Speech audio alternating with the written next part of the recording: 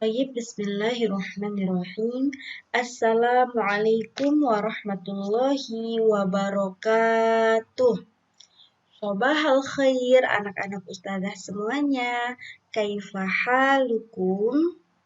Alhamdulillah, semoga Allah selalu memberikan kita kesehatan, selalu memberikan kita perlindungan, dan tentunya semoga Allah selalu menganugerahi kita semangat agar kita tetap semangat meskipun belajar dari rumah saja. Baiklah anak-anak semuanya, pada pertemuan kali ini kita akan belajar sejarah kebudayaan Islam dengan tema Utsman bin Affan radhiyallahu an. Tentunya bersama saya Ustazah Ummi Hani.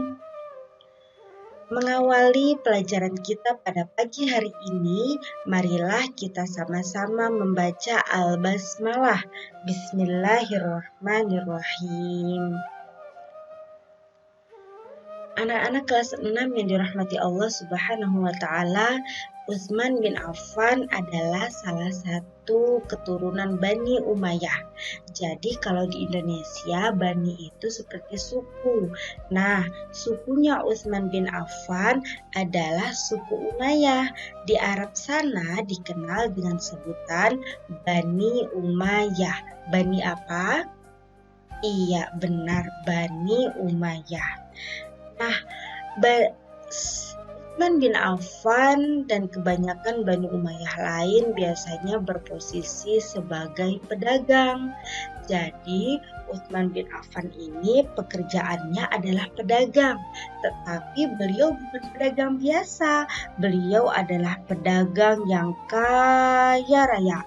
Beliau pada masa itu tidak hanya berdagang di pasar atau di market saja, tetapi juga berdagang secara bepergian sebagaimana orang-orang Arab pada umumnya, dan beliau berdagang bersama kafilah dagangnya dari Bani Umayyah saja. Selanjutnya, karena beliau menjadi pedagang, beliau menjadi orang yang kaya raya. Tetapi meskipun beliau kaya raya, beliau tidak sombong. Bahkan beliau memiliki sifat dermawan dan murah hati. Beliau tidak segan-segan membantu sesama, sering membantu yang kesusahan, baik itu tetangga, kerabat, atau orang-orang yang tidak dikenal oleh beliau sendiri. Sebagai pedagang, Utsman bin Affan banyak beraktivitas di pasar. Dengan profesi pedagang ini pula, beliau menjadi bersahabat dengan Khalifah Abu Bakar As-Siddiq. Nah, Khalifah Abu Bakar As-Siddiq kan? Iya, kita sudah pernah mempelajarinya ketika kita masih kelas 5 ya. Nah, Utsman bin Affan ini sahabat akrab dengan Abu Bakar As-Siddiq, dan Abu Bakar As-Siddiq lebih awal mengenal Islam. Lalu melalui Abu Bakar As-Siddiq inilah Utsman bin Affan mengetahui banyak tentang ajaran Islam yang dibawa oleh Nabi Muhammad SAW tersebut. Kemudian beliau lambat laun, tak pikir panjang, memilih untuk memeluk Islam, dan Utsman bin Affan memeluk Islam di masa awal-awal ajaran Islam disebarkan. Maka dari itu, Khalifah Utsman bin Affan masuk dalam salah satu as-sabiqunal awwalun. Masih ingat apa itu as-sabiqunal awwalun? Ya, as-sabiqunal awwalun adalah generasi awal yang memeluk Islam. Mereka memeluk Islam di masa dakwah secara sembunyi-sembunyi. Jumlah as-sabiqunal awwalun hanya ada berapa? Iya, hanya ada 12. Baiklah, kita lanjutkan. Peran Utsman bin Affan setelah masuk Islam. Setelah masuk Islam, ternyata sifat dermawan, sifat murah hati dari Utsman bin Affan tidak pernah hilang. Ketika beliau masuk Islam, jika melihat ada orang Islam yang profesinya sebagai budak, jadi di Arab itu ada budak.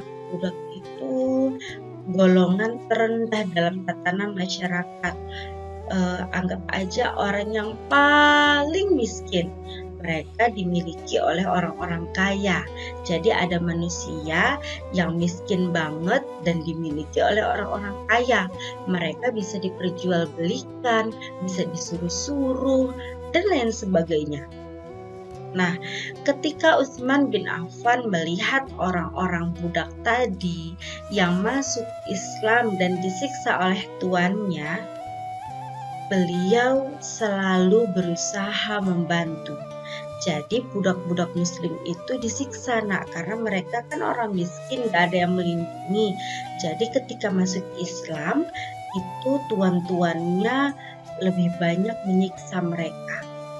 Nah, ketika melihat para budak muslim itu disiksa, Khalifah Utsman bin Affan tidak segan-segan segera membebaskan mereka dengan membelinya.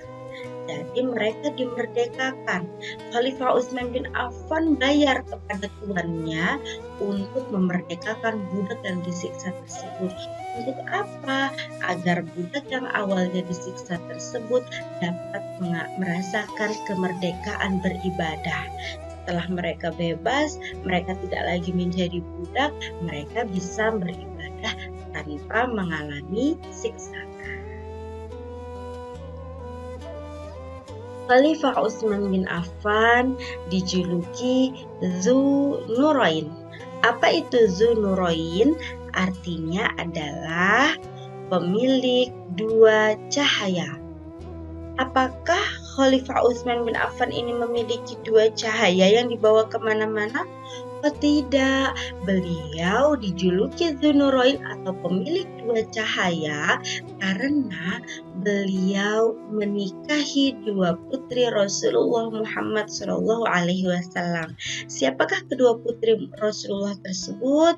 Kedua putri Rasulullah tersebut adalah Ruqayyah binti Rasulullah Muhammad SAW dan yang kedua Ummu Kulsum binti Rasulullah Muhammad SAW. Jadi awalnya Khalifah Utsman bin Affan hanya menikah dengan Ibunda Ruqayyah binti Rasulullah Muhammad SAW. Tapi ternyata qadarullah Ruqayyah meninggal lebih dulu. Setelah Ruqayyah binti Rasulullah meninggal, barulah Khalifah Utsman bin Affan menikah lagi dengan putri Rasulullah juga, yaitu Ummu Kulsum binti Rasulullah. Jadi istri keduanya Ummu Kulsum binti Rasulullah. Beliau tidak menikah dengan Ibunda Ruqayyah dan Ummu Kulsum secara bersamaan. Tapi Ibunda Ruqayyah meninggal lebih dulu, barulah menikah dengan Ummu Kulsum binti Rasulullah Muhammad SAW.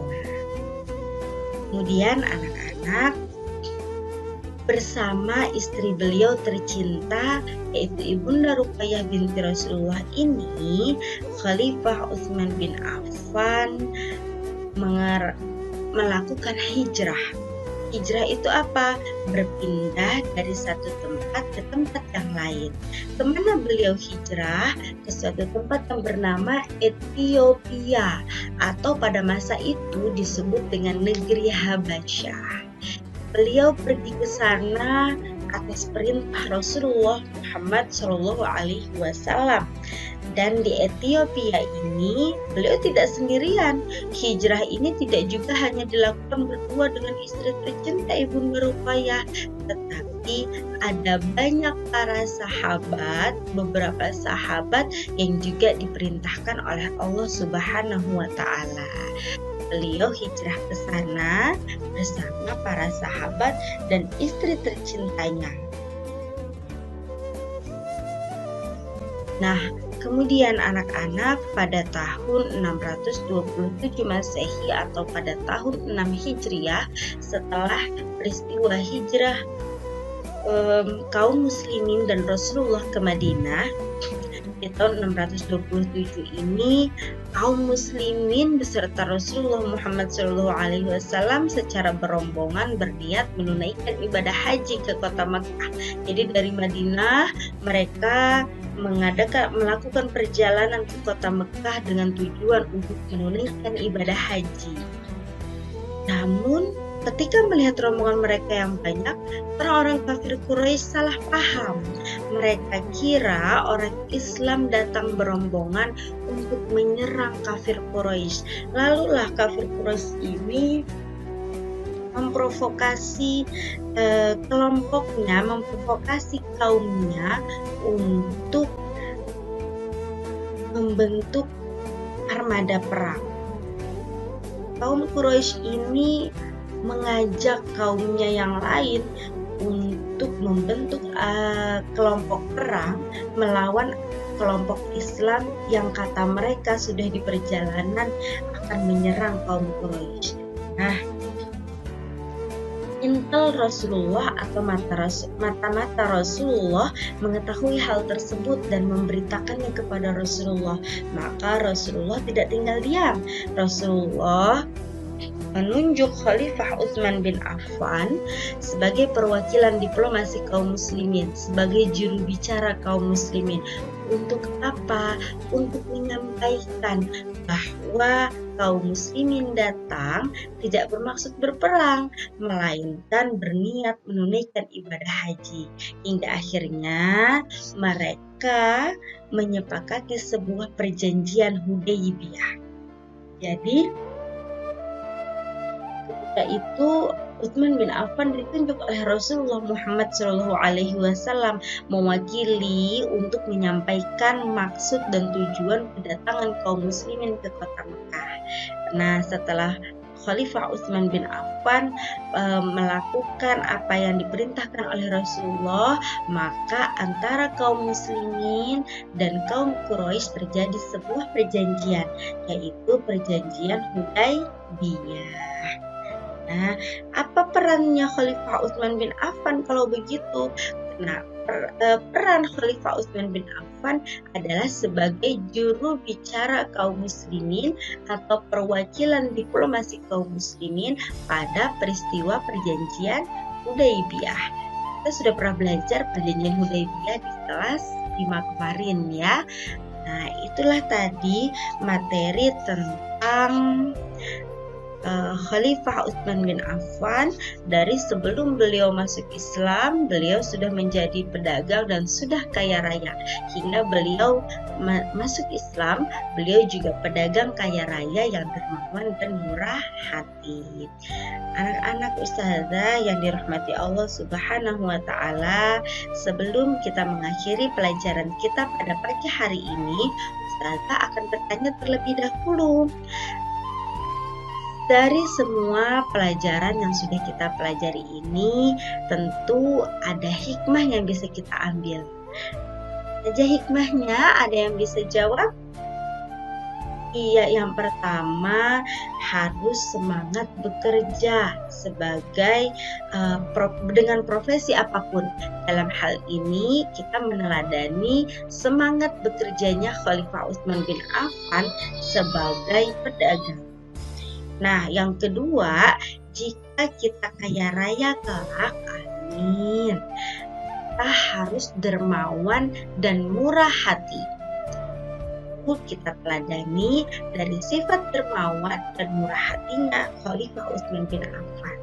Baiklah, pertanyaan ustazah selanjutnya untuk kalian adalah, kenapa Khalifah Utsman bin Affan dijuluki Dzunurain?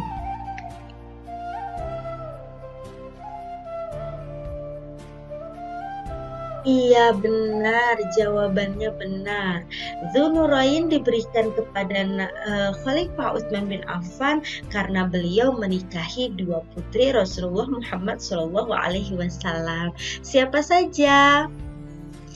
Yang pertama Ruqayyah binti Rasulullah Muhammad SAW, dan yang kedua Ummu Kulsum binti Rasulullah Muhammad SAW. Baiklah ananda semuanya, Terima kasih telah mengikuti pelajaran pada pagi hari ini. Semoga apa yang kita pelajari bermanfaat bagi kita semua dan menjadi amal jariah. Akhirnya, marilah kita akhiri dengan bersama-sama membaca Alhamdulillah. Alhamdulillahirabbil alamin. Barakallahu lana walakum. Astaghfirukum. Wassalamualaikum warahmatullahi wabarakatuh.